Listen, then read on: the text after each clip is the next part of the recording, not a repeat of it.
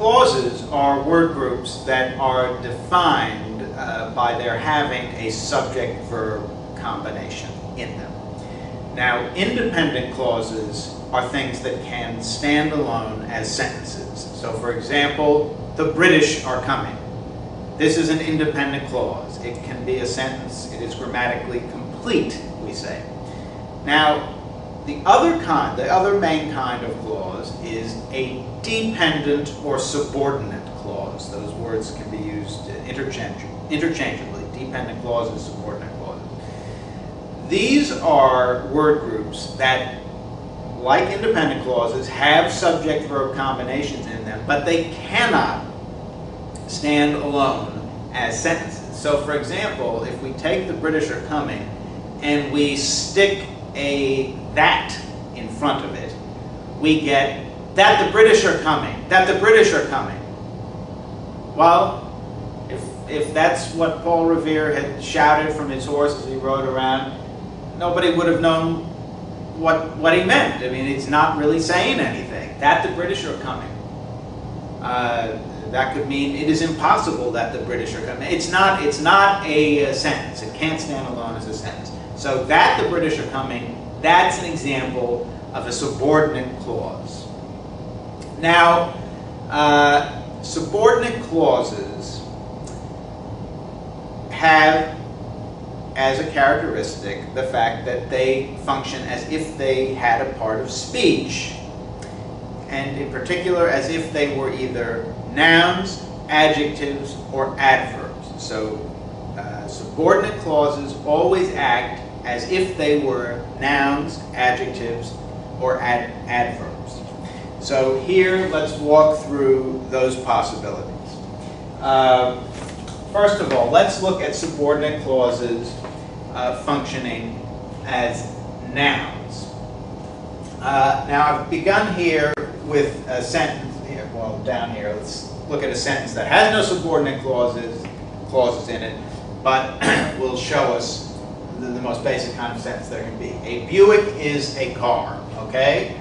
Now compare that, so this is a noun, right? A Buick and a car, that's also a noun.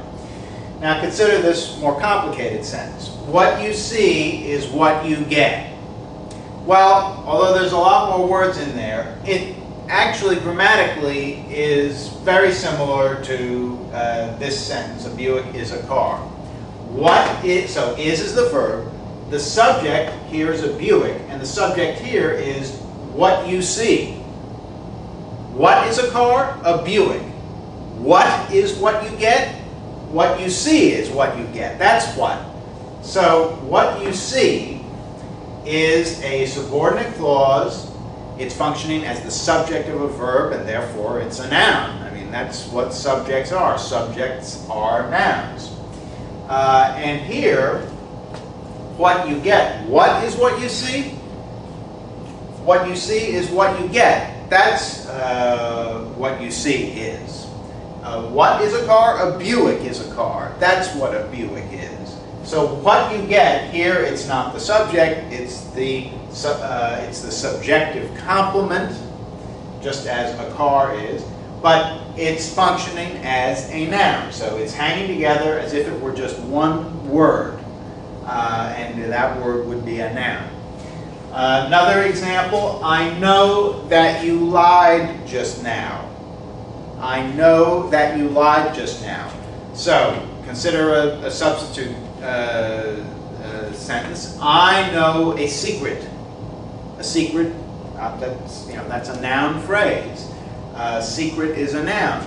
I know, and here it's not a secret, but it's I know that you lied just now. So here, I know a secret. Secret is the direct object of know. And here the direct object of know is that you lied just now. So this is likewise, just like secret, is functioning as a noun. It's a subordinate clause functioning as a noun. All right, adverbs. They can also function as adverbs. If we lose, we will feel happy. Well, maybe, perhaps a little bit. bit odd, but it's possible. If we lose, we will feel happy. Now, here, this, if we lose, is answering a question like, when? When will we feel happy if we lose? Or under what conditions if we lose? So these things are adverbial kinds of questions that are answered by if we lose.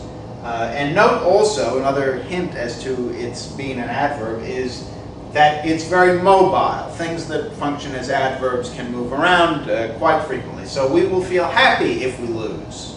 That would be perfectly fine English sentence.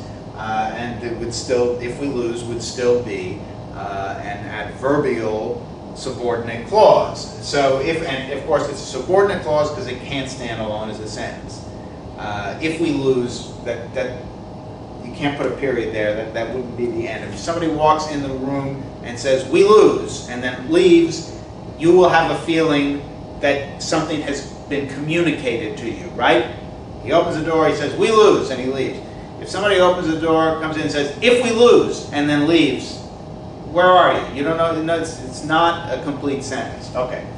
When we sing, we will feel happy. It's just like if we lose, grammatically. When will we feel happy? When we sing. So there again, we have an adverbial subordinate clause. And finally, subordinate clauses can function as adjectives. So the person whom you know has left. The person whom you know has left. Which person? The person whom you know. That's which person. Well, when things answer that question, which one, they're functioning as adjectives. And in this case, whom you know is functioning as an adjectival subordinate clause modifying person. And the person who owns stock has left. Again, it's just exactly the same. Which person? The person who owns stock. That's which person, and that means it's functioning as an adverb, again, modifying person. Now, there are lots of words that can start off subordinate clauses, and we've just gotten a little taste of them. What, if, when, whom, who, that. But these are, the subordinate clauses begin either with subordinating conjunctions.